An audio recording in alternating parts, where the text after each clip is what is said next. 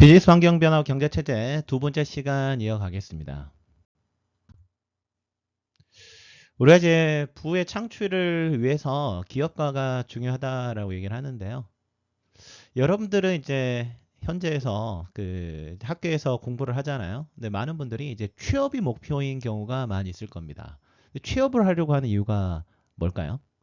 예를 들어서 이제 비즈니스에서 근로자가 되는 것이죠. 근로자의 경우에는 예를 들어서 이제 위험이 상대적으로 적습니다. 그러니까 내가 뭐 자본이 많이 투여가 되는 게 아니잖아요. 근로자가 된다라고 하는 것은 기업에서 한 단계 한 단계씩 이제 승진하면서 올라가는 것이죠. 급여를 받고 이런 부분이니까 위험이 크지 않고요. 뭐 유급 휴가라든가 의료보험 혜택도 좀 받을 수가 있고, 그리고 이제 회사에서 뭐 이제 국민연금도 불입을 일부 해주고, 그리고 뭐 괜찮은 회사들 같은 경우는 뭐 예를 들어서 뭐 자녀들이 학교를 들어갈 때 학자금 지원, 그리고 이제 회사에서 퇴직금도 잘 적립을 해주게 됩니다. 어떻게 보면 이제 여러분들이 이제 취업을 하려는 이유가 이렇게 근로자로서 이제 안착을 해가지고요. 이제 적절하게 이제 경제 생활을 하기 위해서 근로자를 선택하는 건데, 또 반대로 또 기업가의 꿈을 키우는 사람들이 있을 수가 있어요. 물론 이제 근로자가 됐다가 이렇게 기업가가 되는 방법들이 있는데, 예를 들어 이제 중국의 경우에는요, 중국 학생들이 사실 창업을 하려는 경우가 좀 많습니다. 그래서 중국에서 이제 취업을 하는데, 취업을 하는 것이 일을 배우기 위해서 취업하는 경우가 많아요. 그 회사에 뼈를 묻으려고 하는 게 아니고.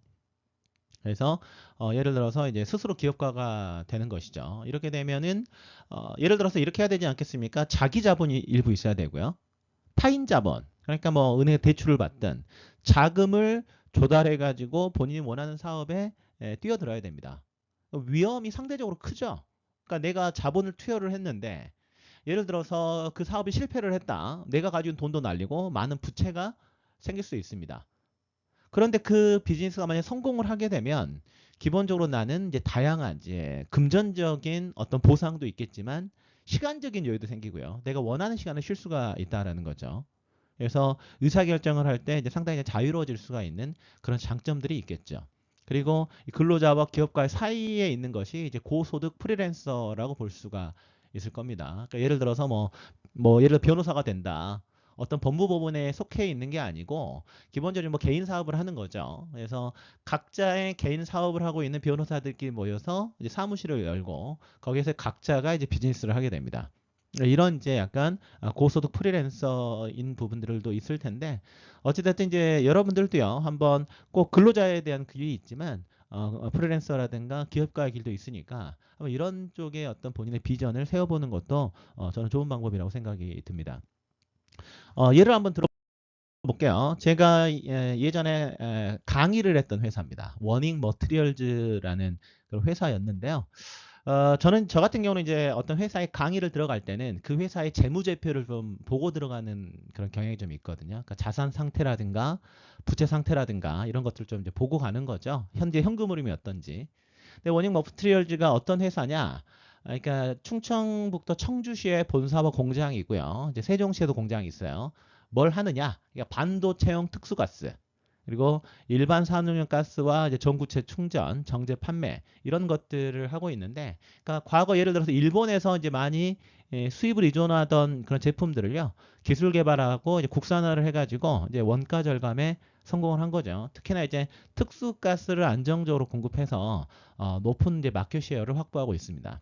그렇다면 워닝 머티리얼즈가 자산이 얼마나 있고 그다음에 이제 영업을 어느 정도 잘하고 있는지 한번 재무 상태표를 한번 보도록 하겠습니다. 이게 이제 작년에 이제 확인했던 자료인데요. 이제 또 올해 이제 3월에 넘어가게 되면 이제 올해 자료 나올 텐데 17기가 2022년 12월 31일입니다. 보게 되니까요. 현재 현금 및 현금성 자산, 현금 및 현금성 자산이 516억이 있네요. 그리고 재고 자산이 1137억이 있고요. 그리고 유형 자산, 공장으로 보면 되겠죠. 공장이 2,395억 원이 있습니다. 그러니까 상당히 현금도 상당히 많이 있고, 그다음에 뭐 재고용 가스도 이제 잘 보유를 하고 있고, 공장도 일정 정도 가지고 있는 이런 상황이죠. 16기에 대비해서 현금도 많이 늘었죠. 16기에 현금이 345억이었는데 516억으로 늘었으니까요. 그리고 이제 재고가 좀 많이 늘어 있는 이런 상황으로 좀 보시면 되겠습니다. 그러니까 최근 들어서 약간 이제 중국과의 어떤 상황 때문에 이제 그런 문제점들이 있을 것 같고, 다만 유형 자산이 늘어나 있는 걸 보니까 공장을 조금 이렇게 투자를 한 게 아니냐 이런 생각이 좀 듭니다. 자, 그리고 이제 워닝 머티리얼즈의 어떤 그 부채를 보게 되면요. 기본적으로 이제 부채가 매입 채무, 뭐 기타 채무 이런 식으로 해가지고요. 유동 부채가 있고 이제 비유동 부채가 있는데, 유동 부채가 약 한 1,130억 정도, 그다음에 이제 장기성 부채가 한 이제 10억 정도가 있는데요. 이익 잉여금이 얼마가 쌓여 있느냐? 그러니까 지속적으로 이제 매년 영업을 해가지고 계속적으로 이익이 이제 들어오잖아요. 그 잉여금이 무려 3,694억 원이나 쌓여 있습니다. 그러니까 이 기업을 이제 세운 창업주 같은 경우가 사실 상당히 이렇게 그 이 기업을 잘 운용해가지고 현재 이제 기업에 돈이 이 정도 쌓여 있는 거죠. 이 이익 잉여금 가지고 본인이 나중에 투자를 더 할 수도 있고, 아니면 차후 이제 배당을 받을 수도 있고, 다양하게 활용을 할 수가 있을 겁니다. 그렇다면 이 워닝 머티리얼즈가 그 과연 영업을 얼마나 잘하고 있는지 그 부분을 한번 살펴보도록 하겠습니다. 워닝 머티리얼즈의 이제 손익계산서는 이제 예를 들어 1년 동안 매출을 얼마나 올렸고, 그 다음에 이제 비용을 얼마나 썼고, 실제 이익을 얼마나 냈는지를 보여주는 것이죠. 이제 보니까요, 실제 매출액 자체가 16기 대비해가지고요, 이제 많이 늘었다라는 사실을 보실 수가 있습니다. 맨 위에 매출액을 보게 되면 16기에 2,994억 원의 매출을 올렸었는데, 이게 이제 17기에 5,584억 원으로 이제 많이 늘어났다, 이렇게 보면 되겠죠. 그러다 보니까 이제 영업이익을 보더라도 영업이익이 502억이었는데 실제 이게 861억으로 영업이익이 많이 커져 있습니다. 그러다 보니까 기본적으로 이 매출액에서 매출 원가를 뺀 것이 매출 총이익이고, 여기에서 이제 판매비와 관리비를 뺀 게 영업이익이고요. 여기에서 이제 기타 수익과 기타 비용을 이제 뺀 거, 거기에 이제 법인세를 빼게 되면 단기 순이익이 나오게 되는데, 단기 순이익이 589억이죠. 이 589억 원의 단기 순이익이 이제 다시 이제 예를 들어서 이익잉여금으로 이제 들어가고, 단기 순이익에서 일정 정도는 이제 주주들에게 배당을 하게 되고요. 그리고 일정 정도는 이제 이익잉여금으로 가서 재투자를 할지 말지를 이제 기업이 결정을 하게 되겠죠. 자, 어떻습니까? 그 기업이 이런 식으로 일을 하다 보니까 어떤 개인의 어떤 한 명의 어떤 근로자 하는 것보다도 이 법인 자체에서 이렇게 엄청나게 현금 흐름을 만들어내고 자산을 키워가는 그런 측면들이 있다, 이렇게 보시면 되겠죠. 그리고 이제 워닝 머티리얼즈의 이제 현금 흐름표를 보게 되면요, 재무제표를 보는 방법이라든가 이런 것들은 차후에 따로 이제 다루게 될 거니까 이런 것들이 있다, 이렇게만 좀 보시면 되겠습니다. 일반적으로요, 우리가 현금 흐름은 이 영업활동 현금 흐름, 투자활동 현금 흐름, 재무활동 현금 흐름이 있습니다. 이제 그래서 일반적으로는요, 영업활동으로 인한 현금 흐름은 플러스여야 돼요. 영업으로 이제 돈을 벌어야 되니까. 그 투자 활동으로 인한 현금 흐름은 이제 마이너스가 돼야 됩니다. 왜 그러냐면요, 그 투자를 하게 되면 현금이 나가는 거잖아요. 그렇죠? 그리고 재무 활동으로 인한 현금 흐름도 마이너스여야 됩니다. 왜냐하면 이제 돈이 이제 배당 같이 이제 지급이 되게 되니까. 그게 일반적인 회사의 현금 흐름인데, 기본적으로 이제 워닝 머티리얼즈의 17기 보니까 영업 활동 현금 흐름이 약 83억 정도가 마이너스입니다. 플러스가 아니라 마이너스다. 그러니까는 이거는 이제 어떤 이제 것으로 해석을 할 수가 있냐면, 이를테면 이제 매출 채권이 증가했을 수가 있어요. 그러니까 돈을 받아야 되는데 이걸 이제 외상으로 이제 준 거죠. 그러다 보면 현금이 들어오지 않으니까 영업 활동이 이제 마이너스가 될 수 있고요. 매입 채무가 감소를 하게 되더라도 영업 활동이 마이너스가 될 수 있습니다. 그러니까 내가 돈을 갚으면서 실제 이제 우리가 이제 돈을 지급했기 때문에, 그러니까 뭐 일단 영업활동 현금 흐름이 이제 마이너스 된 측면들은 있다, 이렇게 보면 좋을 것 같고요. 투자활동 현금 흐름은 기본적으로 마이너스입니다. 228억이 마이너스인데, 유형자산 취득을 약 451억 원, 그러니까 그 실제 공장에 투자를 했죠. 그러니까 실제 워닝 머티리얼즈가 단기적으로 뭐 매출 채권이 증가하거나 매입 채무가 감소하면서 영업 활동이 마이너스로 된 측면들로 좀 추정을 하는 부분들이 있는데, 여전히 적극적으로 공장을 짓고 투자를 잘 하고 있다, 이렇게 보시면 될 것 같고, 다만 이제 재무 활동을 위한 현금 흐름이 이제 플러스예요. 그러니까는 실제 이제 489억 정도가 플러스가 났는데 이거는 이제 단기 차입금이 좀 늘어나면서 기본적으로 예를 들어서 뭐 단기 차입금이 늘어났다라고 하는 것은 대출을 받아서 뭐 투자도 할 수 있고요. 뭐 다양하게 어떤 그 전략상 이제 대출을 받아 쓸 수 있죠. 이런 것 때문에 현재 재무활동 현금 흐름이 플러스가 된 측면들은 있는데 전체적으로 자산 재무 상태표라든가 뭐 손익계산서를 봤을 때 현금 흐름도 조금 우리가 수긍할 만한 이런 측면들로 좀 볼 수가 있을 겁니다. 이렇다 보니까 현재 이제 저는 이제 개인적으로 어떤 회사를 보게 되면 이제 주가를 이제 많이 봐요. 회사 투자자들이 그 회사를 어떻게 평가하고 있는지가 어떻게 보면 가장 정확할 수가 있으니까요.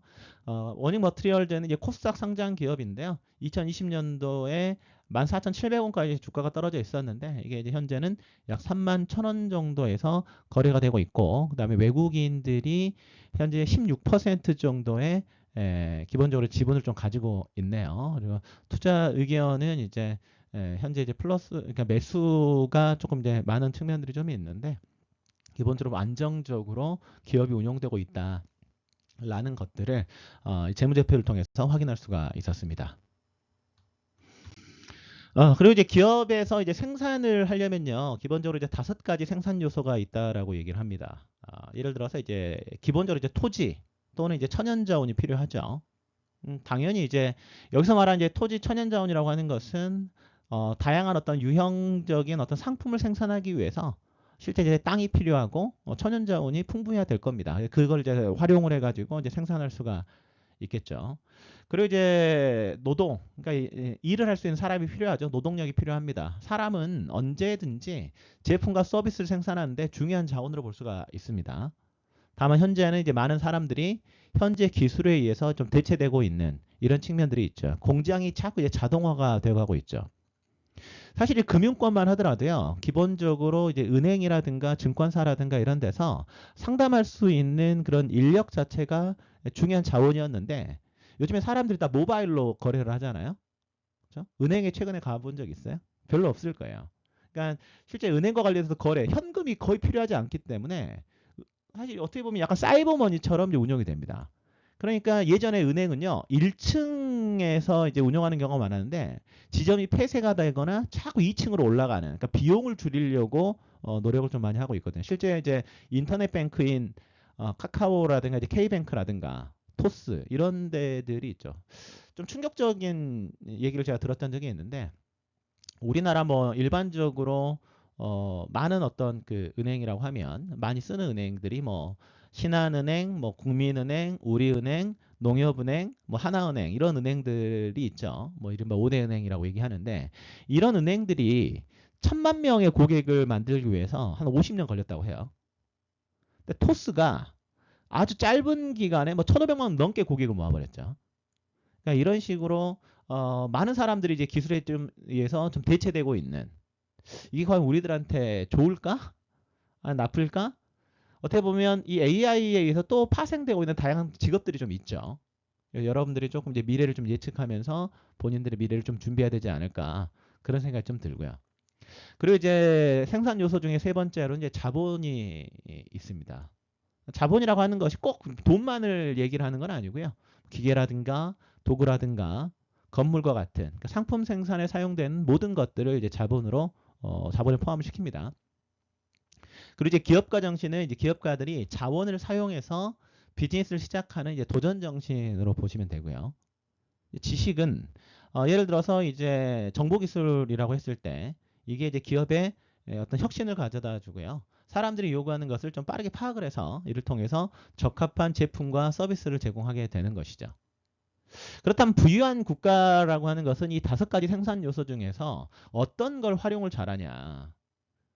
예를 들어서 러시아를 보죠. 러시아가 뭐 아주 부유한 국가라고 우리는 생각하지 않습니다. 근데 러시아는요, 땅도 엄청나게 넓고 천연자도 풍부하죠. 그렇죠? 그런데 이제 부유한 나라라고 좀 보기는 어렵단 말이죠. 베트남 어떻습니까? 인구가 거기 베트남 같은 경우는요, 우리나라보다 훨씬 더 젊은 나라예요. 나이에 대한 중위, 우리나라의 연령의 중위수가 저랑 비슷하거든요. 40대 중반 정도 되는데 베트남은 아마 30세가 안 될 겁니다. 하지 그렇게 노동력이 풍부하죠. 그렇다고 우리가 베트남을 부유한 나라라고 생각하지는 않잖아요. 즉 부유한 국가라고 하는 것은 결국은 개인들이 도전할 수 있는 여러 가지 기업가 정신 그리고 지식을 효율적으로 사용하는 이러한 것들이 국가가 부유해질 수 있는 요소가 될 수 있는 것이죠. 대표적인 예로 이제 미국을 들 수 있겠죠. 미국 하게 되면 어떤 기업들이 생각나세요? 혁신적인 기업들이 생각나지 않습니까? 뭐 구글, 마이크로소프트, 메타, 테슬라 이런 나라들이요.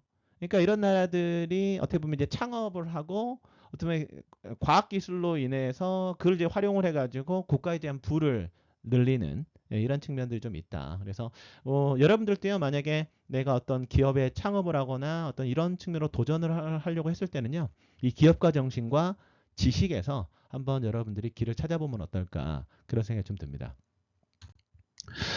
그리고 이제 비즈니스 환경은 이제 비즈니스의 발전을 도와주거나 내지는 또 방해하는 환경들로 구성이 됩니다. 그래서 이제 정부의 역할은 결국 이런 환경들 자체를 잘 만들어주는 그런 역할일 수가 있고요.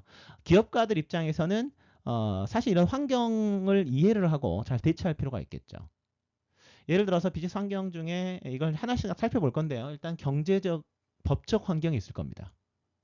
즉 기업을 할 때 일단 사적 소유가 자유로워야 되겠죠.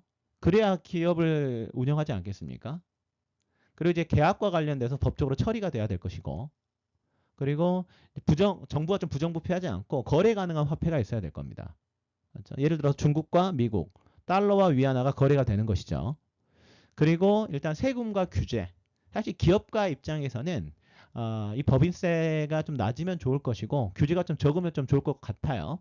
그래서 이런 측면들이 이제 경제적 법적 환경을 볼 수가 있고요.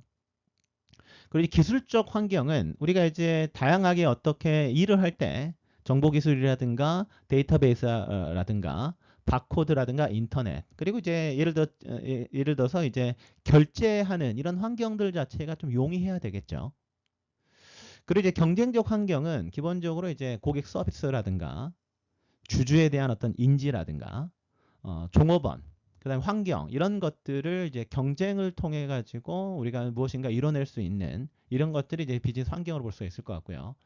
사회적 환경은 이제 우리나라도 어떻게 보면 이제 다양한 문화권에서 이제 결혼을 하죠. 그렇죠? 그러니까 인구 구조가 좀 다양해지고 있고 그리고 이제 가족 간의 관계들도 좀 복잡해지고 있고요.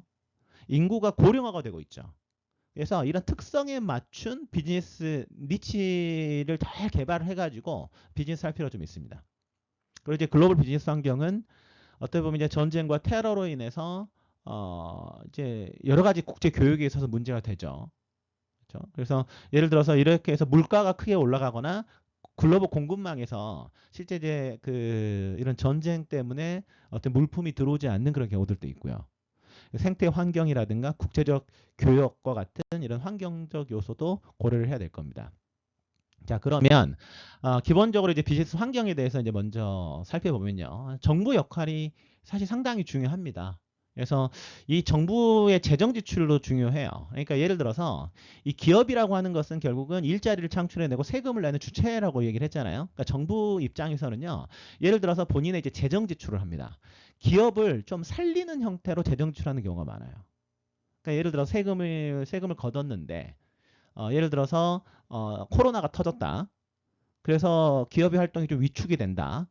뭐 예를 들어서 이제 뭐 아시아나항공이라든가 대한항공이라든가 여기에서 이제 기본적으로 뭐 보조금을 지급을 한다라거나 이런 식으로 좀 기업이 어려울 때 좀 지원해주는 이제 다양한 지출 정책을 편다는 얘기죠. 그리고 정부의 어떤 상황에 따라서 세금과 이제 규제 정책을 펴게 됩니다. 물론 이게 이것 따라서 이제 수정자본주의냐 신자유주의냐에 따라서 이 세금과 규제가 약간의 차이가 있어요. 사실 이제 수정자본주의적 입장에서는 세율을 좀 높이고요. 규제를 합니다. 그래서 높아진 세금을 가지고 복지 정책을 많이 펴요. 근로자에게 이제 복지 정책을 좀 펴게 되는 이런 측면들이 있고, 근데 기업가 입장에서는 기본적으로 이제 높아진 세금이라든가 규제가 많아지는 게 달갑지는 않겠죠. 근로자 입장에서는 근데 훨씬 좋을 겁니다. 반대로 이제 신자유주의 입장에서는 정부가 참여하는, 그러니까 작은 정부를 좀 추구를 해요. 그러니까 정부가 참여하는 걸 최대한 낮추려고 합니다. 그래서 세금도 낮추고 규제도 좀 덜하는. 이렇게 되면은 기업가 입장에서는 좋아질 수 있겠지만 노동자들 입장에서는 이제 복지가 많이 축소가 되는 이런 이제 문제점들이 벌어지죠. 그래서 사실 이제 거래들 본인들의 입장에 따라서 어떤 이제 정부를 지지할 거냐 이제 그런 성향 차이가 이제 나게 되는 것이죠. 그리고 이제 기업과 관련돼서 이제 친기업 정책을 펼 것이냐 아니면 이제 기업에 대한 정책보다는 다른 이제 규제를 통해서 이제 약간 이제 기업 활동을 위축시키는 그런 정책을 펼 것이냐 이렇게 이제 정부의 역할이 나눠질 수 있고요. 그리고 이제 정부 입장에서는요 세계 시장에서 거래 가능한 화폐를 발행하는 것이 이제 상당히 중요하죠. 어떻게 보면 이제 미국이 세계 최고의 강대국이 될 수 있었던 것이 사실은 최근까지도요 그 석유를 거래하는 유일한 화폐가 달러였습니다. 예, 그러다 보니까 이 달러 패권을 가지고 기업들이라든가 이렇게 부를 많이 이제 축적을 했는데 이게 앞으로 어떻게 될 건지는 좀 이제 봐야 될 것 같고요. 그리고 이제 비즈니스 환경과 정부 조직 내에서 부패를 최소화하는 것이 이 비즈니스 환경을 좋게 만드는 방법일 수가 있겠죠. 사실은 이게 부패도가 높으면 높을수록 기업 입장에서는요 불필요한 비용이 많이 나가게 됩니다. 그러니까 예를 들어 특정한 국가 같은 경우에는 어, 사실은 법인 하나 세울 때도 어, 거기에 관련된 뭐 뒷돈을 요구한다라거나 행정이 너무 느려버리거나 이제 이런 문제점들이 벌어져서 기업 활동이 되지 않는 경우들이 좀 있죠. 세계은행에서 기업 환경 평가를 보게 되면요. 가장 기업하기 좋은 나라가 어디냐라고 봤을 때 2020년 기준으로 가장 괜찮은 나라가 이제 뉴질랜드, 그다음 싱가포르, 홍콩, 덴마크, 5위가 한국이었습니다. 근데 지금은 이제 약간 이게 떨어져 있어 보이는데 기본적으로 예를 들어서 이런 이제 모델을 만드는 거예요, 정부에서. 덴마크의 황금 삼각형 모델이 있는데 우리나라에서도 이제 이런 것들을 좀 잘 지켜봐야 돼요. 덴마크의 조세 부담률은요. 거의 50%에 달합니다. 세금을 많이 떼는 국가예요. 48.8%죠. 개인 소득세의 최고 세율이 59%나 됩니다. 엄청나게 이제 세금을 많이 떼는데 삶의 만족도는 매우 높거든요. 근데 이렇게 세금을 많이 떼는데 그렇다면 이제 많은 사람들이 어떻게 생각할 수가 있냐면 약간 이제 이런 나라들이 사회민주주의 국가라고 얘기를 합니다. 그래서 노동시장이 상당히 경직되어 있을 걸로 생각이 드는데 노동시장이 매우 유연합니다. 그러니까는 예를 들어서 이 덴마크 같은 경우는요 인력을 자유롭게 해고할 수 있도록 법으로 명시를 해줬어요. 그러니까 기업이 어려우면요 사람들 해고할 수 있는 거예요. 반대로 기업이 좋아지게 되면 고용하는데 별 문제가 없어요. 그러니까 기업 입장에서 참 이제 노동시장이 유연하다라고 하는 것은 기업하기 매우 좋다라는 거죠. 근데 이렇게 유연한 노동시장을 만들어 놓게 되면 어떤 문제가 벌어지느냐? 근로자 입장에서는 이제 해고에 대한 어떤 공포가 생길 수가 있겠죠. 그래서 덴마크는요, 어, 탄탄하게 안전망을 수립해 놨습니다. 예를 들어서 해고가 됐을 때 해고당한 노동자에게 이전 급여의 90%까지 보상할 수 있도록 해줬고 실업급여도 최장 4년간 수령이 가능해요. 그리고 다만 그리고 이제 적극적으로 있는데 실업급여를 받으려면 교육 훈련을 적극적으로 받아야 됩니다. 그래서 정부가 지정한 재취업 교육을 의무적으로 이수를 해야 되고요. 이렇다 보니까 실업 이후에 대부분 1년 내에 재취업에 성공을 한다라고 하더라고요. 그래서 정부가 이 모델을 잘 만들어 놨죠. 기업 입장에서는 유연하게 노동시장을 만들어주고 노동자 입장에서는 소득에 대한 안정성, 교육 기회 이런 것들 통해서 돌아가는 부분이 있지 않겠습니까? 근데 우리나라 같은 경우는요. 이 실업급여가 이런 걸 좀 따라가려면 아직 멀었습니다. 실업급여라는 안전망이 있긴 하지만 구직급여가 기본적으로 연령과 고용보험 가입 기간에 따라서 적게는 120일에서 많게 270일 범위 내에서 이직정 평균 임금의 60%를 지급하게 되는데 상한액이 일일에 6만 6천 원이니까 기본적으로 없는 것보다는 낫지만 본인의 어떤 소득을 이제 제대로 보상받지 못하는 이런 측면 때문에요. 사실 좀 이렇게 제기하기가 좀 쉽지 않은 그런 구조 이런 것들을 좀 정부가 잘 만들어 줬으면 좋겠습니다. 자 그리고 이제 그 부패 인식 지수가 있는데요. 우리나라가 사실은 부패 인식 지수가 그렇게 이제 좋은 나라가 아닙니다. 좀 청렴한 나라, 덴마크, 핀란드, 뉴질랜드 이런 나라도 사실 상당히 청렴한 나라인데 우리나라는 63점 정도 점수를 받아가지고 180개국에서 32위 정도 하거든요. 그래서 조금 더 우리나라의 어떤 그 정부라든가 기업에서 조금 더 이제 청렴하게 좀 이렇게 개선할 필요성이 있지 않을까 그런 생각이 좀 듭니다. 자, 그리고 이제 비즈니스 환경 중에서 이제 기술적인 환경이 있죠. 이 기술이라고 하는 것은 결국은 이제 비즈니스 과정을 보다 효과적이고 효율적이며 생산적으로 만들어주는 모든 것으로 볼 수 있을 겁니다. 사실 이제 기술 다양한 어떤 컴퓨터라든가 모바일 기기라든가 인터넷, SNS, 그다음 소프트웨어 앱 이런 것들이 잘 갖춰져 있어야 되겠죠. 효과라고 하는 것은 결국은 내가 바라던 결과를 생산해내는 건데 효율성이 높아야 되겠죠. 효율이라고 하는 것은 내가 최소한의 자원을 투입해서 재화나 서비스를 생산해내는 겁니다. 결국 기술이 비즈니스 과정을 보다 효과적이고 효율적으로 만들어 줄 수가 있는 것이죠. 생산성이라고 하는 것은 결국은 주어진 생산 요소를 투입해서 생산해내는 결과물의 양이 많아지면 그렇죠. 이 생산성이 높아지는 거죠. 근데 또 생산성이 높아지다 보면 결국 또 필요한 인력이 적어지고요. 실업률이 높아질 수 있는 그런 부작용이 생깁니다. 그래서 생산성이 높아지는 만큼 새로운 어떤 산업을 잘 양성하는 것이 매우 중요하죠. 뭐 예를 들어서 노동자들이 특정 시간에 자동차를 많이 만들게 되면 직원을 줄이는 것이 기업체 입장에서 효과적일 수가 있는 것이죠. 효율적일 수가 있는 것이고요. 그래서 이게 또 장단점이 좀 있다.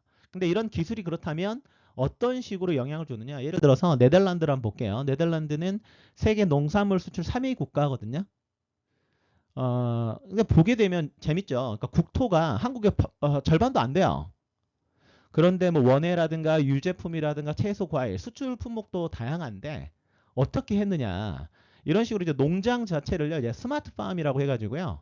뭐 예를 들어서 이제 실내 농업을 적극적으로 도입하고 그다음에 아주 그 특정 기후라든가 어떠한 조건, 척박한 조건에서도 살아남는 어떤 그런 종자를 개발을 한 것이죠. 그러니까 수직 농업이라고 해가지고요. 혹시 그런 거를 유튜브에서 본 적이 있을지 모르겠는데 이 건물 자체가 아예 농업을 하려고 만든 건물이에요. 고층 시설물에 층을 나눠가지고 뭐 LED 조명을 활용하면서 토마토도 재배를 하고요. 그렇죠? 인공빛, 물 이런 것들을 통해 가지고 이제 농작물을 생산해내는 것이죠. 이러한 기술들로 인해서 네덜란드가 세계 농산 수출 3위 국가까지 높아져 있다. 이렇게 보시면 되겠습니다. 그리고 이제 비즈니스 환경 중에서 경쟁적 환경으로 보게 되면요. 기본적으로 이제 고객들은 아무래도 이제 낮은 가격에 좋은 품질의 제품을 원하게 되는 것이죠. 거기에 이제 훌륭한 서비스도 함께 제공받기를 원합니다. 그래서 성공적인 기업이라고 하는 것은 결국은 이런 고객의 욕구와 요구를 파악을 해서 이제 기업의 제품이라든가 정책 실무를 이에 맞춰서 변화시켜야 되는데 이걸 하기 위해서는요, 결국은 권한임이 좀 필요해요. 그래서 고객과의 어떤 접점에서 활동하는 직원들에게 권한임을 적극적으로 하는 것이 매우 중요하다. 그렇죠? 권한임이라고 하는 것은 직원이 그때그때 본인들이 스스로 판단해가지고요. 좋은 서비스와 제품을 제공할 수 있는 어떤 그 결정권을 주는 것이죠. 예를 들어서요. 리츠칼튼 호텔 같은 경우는 다음과 같은 이제 서비스 가치 항목이 있는데요. 한번 읽어보시면 좋을 것 같은데 6번을 보게 되면요. 나는 고객의 문제를 책임지고 즉시 해결한다. 이런 부분들이 있죠. 그래서 리츠칼튼 호텔의 직원들은요. 이 6번 고객의 문제를 즉시 해결하기 위해서 개개인에게 재량권을 부여를 합니다. 예를 들어서 1인당 하루에 $2,000 상당의 결제권을 주고 고객을 보필하면서요. 상사의 허락 없이 이제 본인의 이제 결제 권한이 있는 이런 것들을 통해 가지고 실제 이제 본인들의 재량권을 높일 수가 있겠죠. 이런 부분들이 기업이 이제 비즈니스를 하는 와중에서 실제 이제 본인들의 역량을 높일 수 있는 방법이다. 이렇게 보시면 되겠습니다. 자, 그러면 두 번째 시간을 마무리하면서요. 한번 다음과 같은 부분들을 한번 생각을 해보면 좋을 것 같습니다. 여러분들이 한번 레스토랑을 시작한다라고 가정해 볼게요. 여러분들이 레스토랑 운영을 해요. 그럼 여러분들이 운영하는 레스토랑의 이해관계자가 누굴까요? 한번 적어보면 좋을 것 같고요. 그리고 일자리를 창출하고 세금을 내는 것 외에 과연 지역사회에 기여할 수 있는 일에는 어떤 것이 있는지 한번 살펴보면 좋을 것 같고요. 레스토랑을 하게 되면 이제 공급자와 긴밀한 관계를 유지해야 되겠죠. 그리고 직원들과도 관계도 좋아야 될 겁니다. 공급자와 직원과 어떻게 하면 이제 긴밀한 관계 내지는 친밀한 관계를 유지할 수 있는지 한번 생각을 해보면 좋을 것 같고요. 레스토랑을 할때 가능한 많은 이익을 달성하려는 목표가 있을 것이고 직원들에게 실질적으로 높은 임금을 지급해야 되는데 이 바람 사이에 어떤 갈등이 발생할 수 있는지 한번 보시면 좋을 것 같고요. 그리고 레스토랑 운영하면서 어떤 환경적인 문제가 발생할 수 있는지 그리고 그런 것들이 레스토랑 운영 경영에 어떤 영향을 미칠지에 대해서 한번 이런 질문에 답을 해보면 좋겠습니다. 자, 두 번째 시간 마치겠습니다.